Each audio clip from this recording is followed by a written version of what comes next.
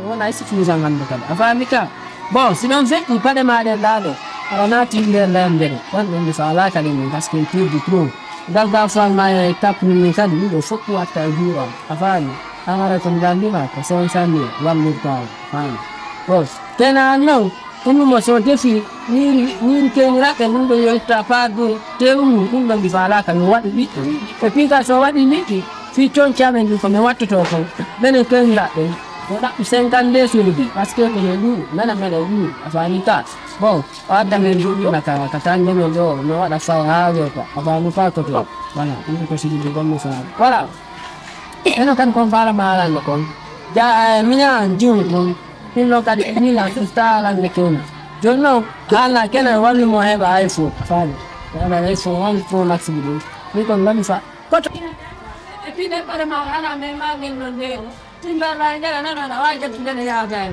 afamika voilà ini me heba sama iPhone Pro ya jangan sini tunjun ni beli sola 50 sol bitin dong kena antum dah milih hana muncul siapa lagi ada kok saya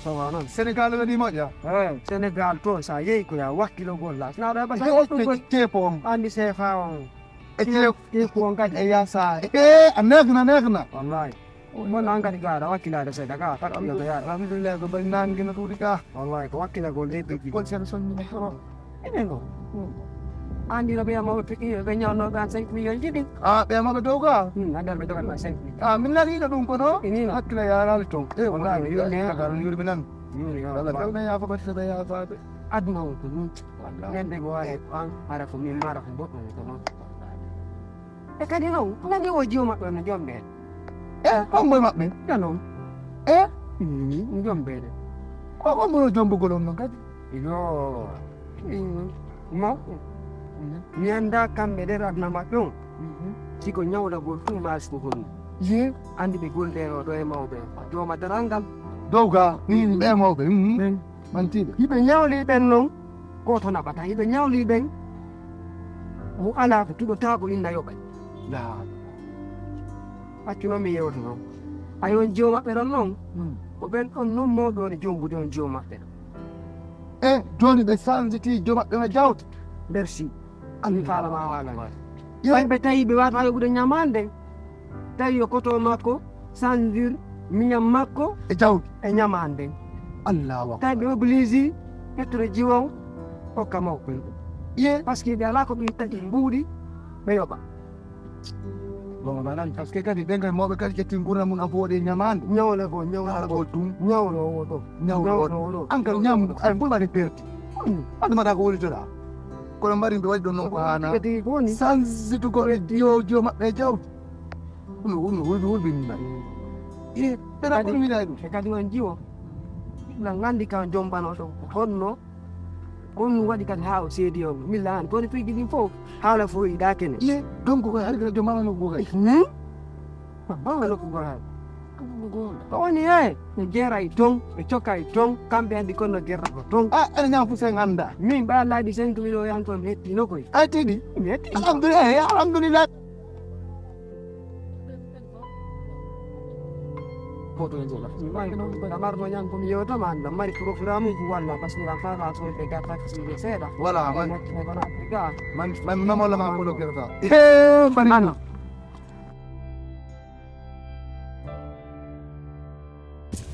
Are hapsata. Jam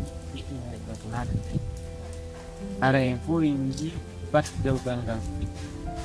Ngal ai ya, aku jam kun fala mawatan digom jasu ti bero ka hanki ste ko an dum o hande kon gite hanki ste kal ko fal da wadai tara ko kinata awayno ta ga watta bu aw han sira fala aljanna ma be do tutela andi ta be e fadde gitem be wala ugonga babe mafiki kuna kwenda mari mawa men do fok han bini babe ma jira Allah bolli acce dar ni idane Idano angka di sino ya menyal gitu. Are terus ini. Mengani ko wasi ko lang sa lugar. Yara. Barka di.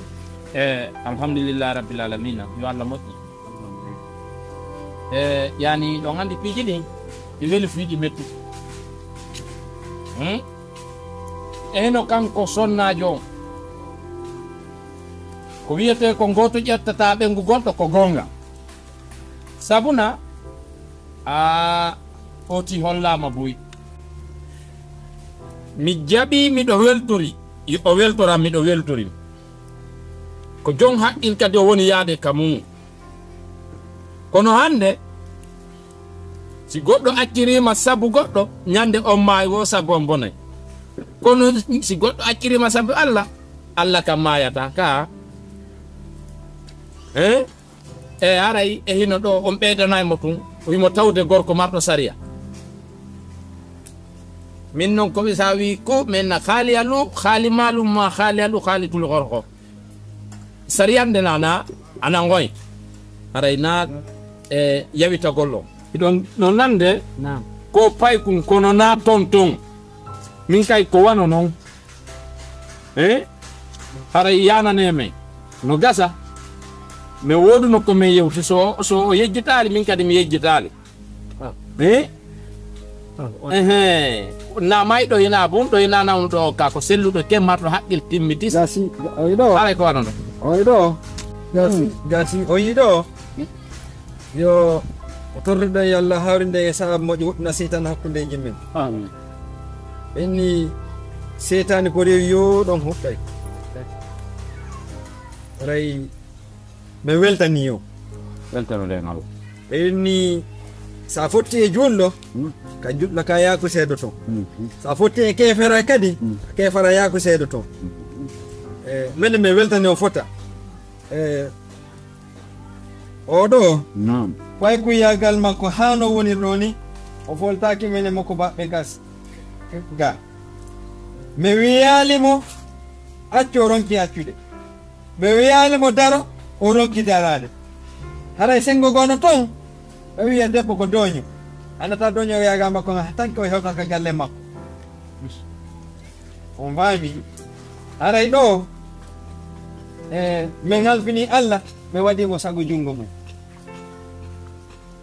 ay hunde nde fof Allah halfinte Allah woni aynowo kanko woni dandowo haray min halfini on jogore Allah yewtan nabijo kalifal nani kalifal ala ko men sifo pandi ala ko men sifo yoni ay ko wana no yoyma men weltondirani nani pay tum men haldi men honno yo men mo be wadi sariya mum o marsay machallah min ko honno ma bini mo min mi yedi ko min ni la jombude ma kono mi do jombi anani ko honno woni hersa jongalle ko tuma jombuda deuxième femme hali kama no butti sonka hara marsi marsali hare marsali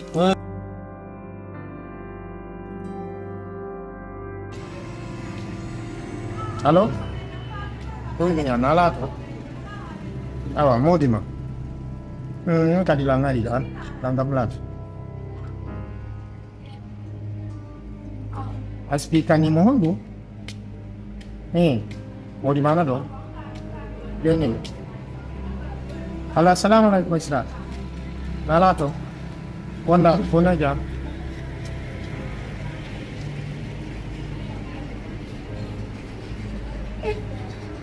Iya, ada misal pano mati. Besi di dana tu. Kami sikit pun nak problem. Ni kau orang ini lagi dong fala ka. So ini kau fala dong ni lang sikut dek kau ni film lawang kau ni lawang kau reven. Hendo dong kau fala dong. Besi tadi orang ni si bayi jomba. Nak? Dia tanko yang dong hari ini untuk lo satira. On anda, aja tahu hawa nong kau ni harus boleh begini, si kau menggoyang.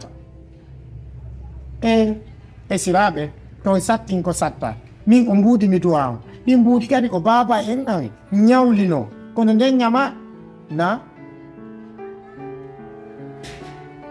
joni gasi Allah la